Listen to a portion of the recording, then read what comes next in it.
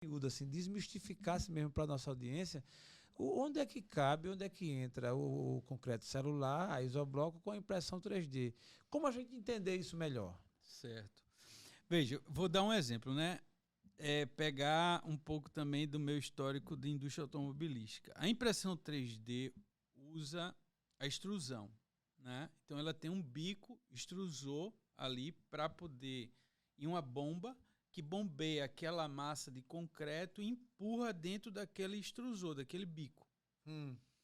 Pronto. Nessa interface bomba e extrusor tem muito problema. É o mesmo sistema que é utilizado, por exemplo, na indústria automobilística para você aplicar cola nos vidros do carro. Você tem um robô, uma cabeça de um robô, extrusora, uma cabeça extrusora, e aquela cola ela é bombeada e pressionada para sair ali, e aí tem o curso da cabeça do robô e tal. Ou seja, e nessa interface ali ele já tem grandes desafios.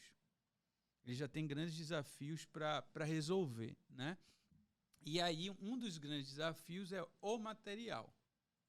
Ou seja, se o material gerar, né, algumas situações no bombeamento, vai causar entupimento, vai causar travamento, vai causar um monte de coisa que ninguém quer, porque vai interromper a produção e vai ter aquela demora enorme e depois tem um setup, né, de novo para fazer da máquina.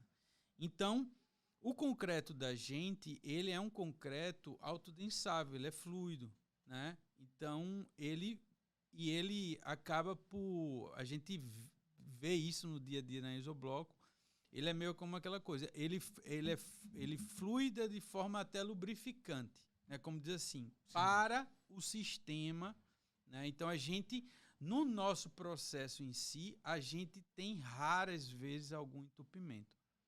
Raras vezes. Quando tem um entupimento, muitas vezes está ocasionado, às vezes, em alguma situação dentro do misturador, de algum acúmulo que foi feito ali durante o dia, de algum resíduozinho, alguma coisa na areia, mas a gente acaba fazendo uma limpeza rápida e volta a produzir. E aí tem o outro lado. Então, você tem um concreto mais leve, né? Um concreto mais fluido, um concreto que hoje, por exemplo, o concreto que eles usam, eles têm que produzir metade, porque ele é muito pesado, então você não consegue terminar a parede até o fim. Então você tem que fazer metade, passar para uma outra casa, por exemplo, depois voltar para aquela para produzir. Você está entendendo? E o nosso não. Ele, por ser leve, né? E a gente conseguir aditivar e conseguir ter um tempo de secagem, de pré-secagem, né? de pré-cura mais rápido, a gente consegue fazer a parede até o fim. Boa, entendeu? Boa ideia. Fazendo, porque é até mais leve. Isso é uma coisa, é a parte, vamos dizer assim, mais técnica da coisa.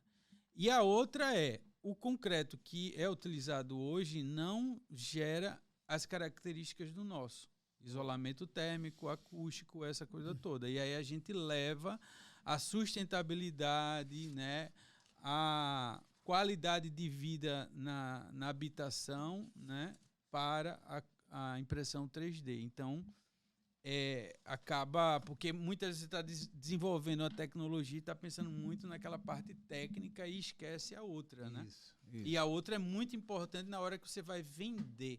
Vender. Então, há possibilidades também que acaba tornando o processo talvez aí mais economicamente viável, que é no concreto que hoje eles usam, fazer a casca e fazer o preenchimento com o nosso.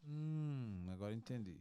E aí torna a coisa mais econômica e até mais rápida. E aí pode viabilizar, né? Então, há alguns caminhos aí a percorrer, né? Mas é uma tecnologia ainda hoje muito recente, né? Tudo muito novo, apesar do uso em si, ou seja... Mas tecnologia assim, é como, por exemplo, a gente usa um concreto celular. O concreto celular foi desenvolvido em 1929 por um arquiteto.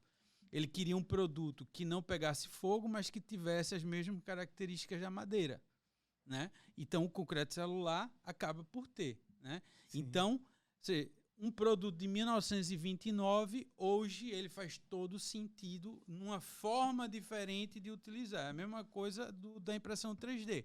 Você tem uma cabeça de um robô que é usado para aplicar cola, outras coisas, extrusora, é um processo conhecido, mas você introduz numa outra visão que acaba trazendo uma inovação e uma disrupção muito grande, né?